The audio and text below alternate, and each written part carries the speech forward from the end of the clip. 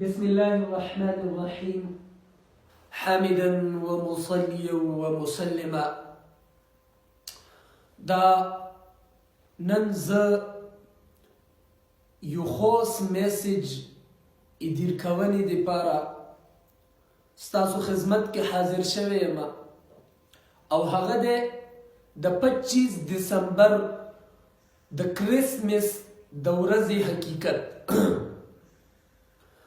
محترم مسلمانانو ورونو، دا دین، دا مذهب، دا اسلام بلکې څومره الهامي مذاهب دي، دا ټول د خرافاتونه، دا ټول د رسمیاتونه، دا بالاتر او په سیرت او په سنت باندې زور ورکوي. دا کم چې مروجه د کرسمس حقیقت دی، دا دی چې دا موجوده عیسایان چې دي په دې کې رومن کاتولیک او پروټیسټ کلیسای دا په 25 دسمبر باندې کرسمس مناوي.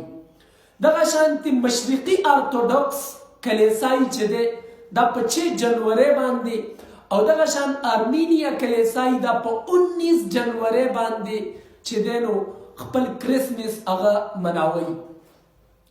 اوس دا کرسمس چې کوم په 25 دسمبر باندې راغلی دی، د دې اصل حقیقت څه دی؟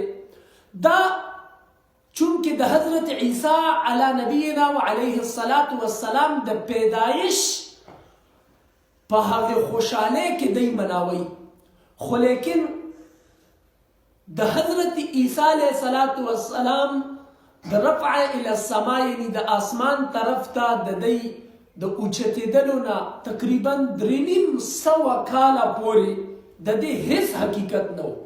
تورات، انجیل، زبور او قرآن کې د دې هیڅ تذکره نشته دی، بلکې قرآن مجید سوره کهف کې غالبا 15 آیت دی، ما لهم به من علم ولا لآبائهم، دی څخه هیڅ علم نشته دی د دی د ولا لآبائهم کبرت کلمة تخرج من افواههم. یو کلمه ده، یو سیز ده، یو مضمون ده چې دی روچت کړی دی او دی هغې ته چې دی نو یو اعترافي حقیقت ورکړی دی. کبرت کلمة تخرج من افواههم ان یقولون الا کذبا، دی صرف دروغ وی. بهرحال دا چې دی نو 25 دسمبر د حضرت عیسی علیه السلام د پیدایش په تصور کې دا کرسمس چې کوم مناویږي، دا 325 عیسوي کې شاه قسطنطین دی چې دی نو لومبي ځل دا څیز منو کړی دی. کینن فیرر په خپل کتاب کې دا خبره لیکلې ده، حالانکه دا عیسائی مورخ دی.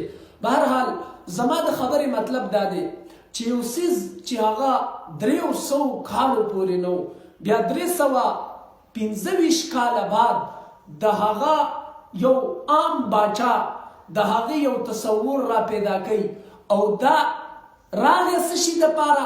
دا صرف د دې دپاره راغی چې په دغې ورځ باندې د حضرت عیسی علیه الصلاة والسلام هغه نظریات، د حضرت عیسی علیه الصلاة والسلام هغه تاریخ دا را بیدار کړلی شي، را ژوندی کړلی شي.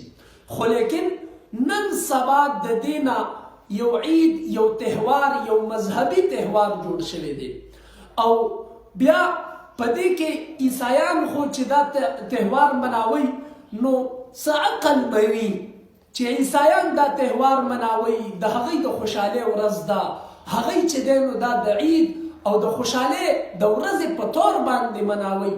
خو مسلمان چې د هغه صرف 2 عیدونه دي، 2 اخترونه دي، یو عید الاضحی، یو عید الفطر. عید الفطر په یو غټ عظیم الشان عبادت د رمضان المبارک د فراغت نه بعد د الله تعالی د طرف نه د خوشحالۍ ورځ.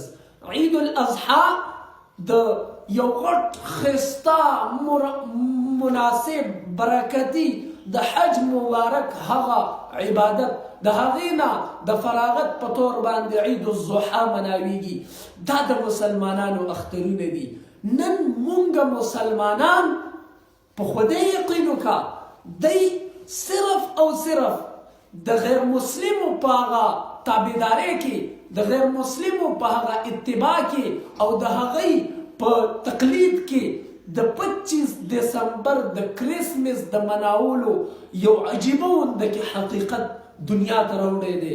زما عزتمندو مسلمانانو ورونو، علامه اقبال د داسې مسلمانانو تشریح په اشعارو کې څنګه کړې ده. وزا میں ہو تم نصارا تو تمدن میں ہنود، یہ مسلمان ہے جنہیں دیکھ کر شرمائے یہود. دا هغه مسلمانان دي چې هغې ته یهود وګوري نو هغه هم وشرمېږي چې کم څیزونه چې زمونږ دپاره جایز نه دي هغه نن مسلمانان کوي. زما عزتمندو مسلمانانو ورونو، قرآن کې حدیثو کې څلور ائمه خلفای راشدینو په دور کې چرته هم د چا د یوم پیدایش د مناولو تصور نشته دی. که چرته دا تصور وی بیا به د آقای دو جهان محمد رسول الله صلی الله علیه وسلم د ولادت د مناولو تصور به وی. حقیقت دا دی چې 25 دسمبر د حضرت عیسی علیه السلام خپل تاریخ هم نه دی، خپل د پیدایش تاریخ هم نه دی 25 دسمبر. خو د دې باوجود هم دا یو رسم جوړ شوی دی، یو رواج جوړ شوی دی. معاذنا الله من ذلک.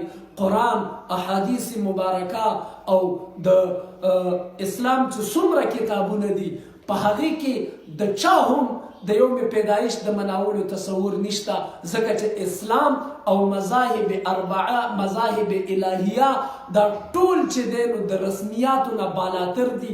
دی چې دی نو زور ورکوي په څه شي باندې؟ په عبادت باندې. دی د حضور په سیرت باندې، د حضور په سنت باندې زور ورکوي. لہذا موږ مسلمانانو ته دا پکار دي چې د 25 دسمبر د کرسمس د ورځې نه خپل ځان وباسو او داسې څیزونو باندې ځان نه مبتلا کوو.